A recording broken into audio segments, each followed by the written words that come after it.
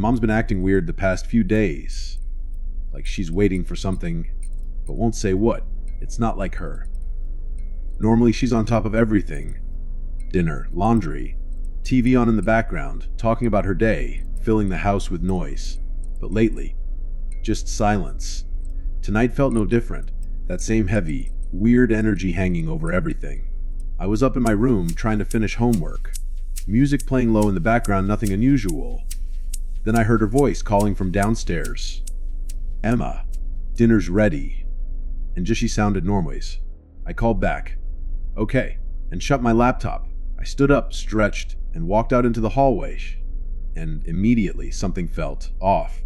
The hallway was darker than usual. Not completely dark, but dim. The kind of dim where your skin crawls, and you feel like something's there, watching. The only light came from downstairs, a warm glow spilling out from the kitchen. No background sounds though. No clatter of dishes, no oven humming, no drawers opening.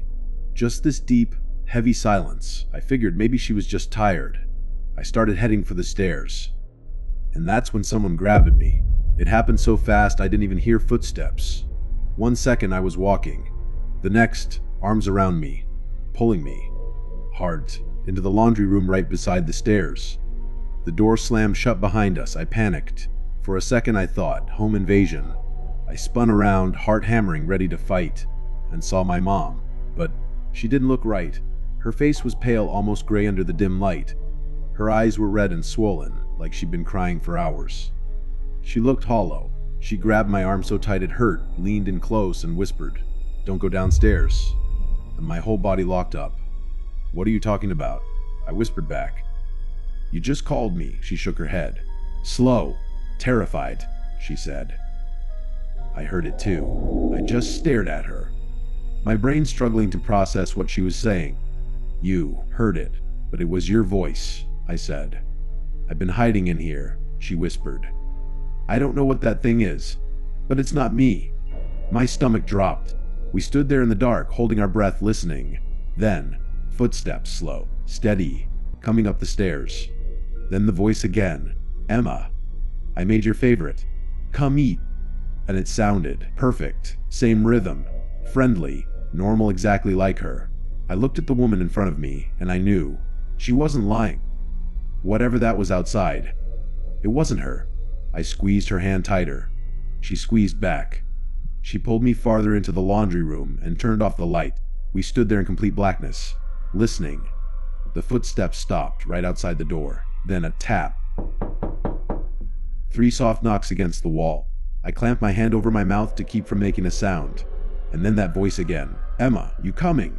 So sweet, so normal. And then, my mom let go.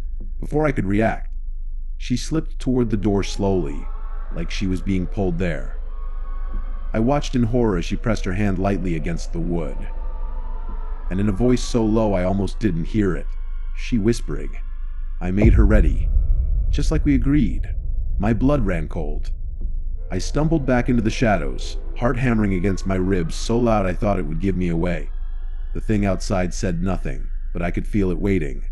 My mom stayed there a second longer, head bowed, hand pressed to the door, like she was listening. Then she turned around. Her face was pale.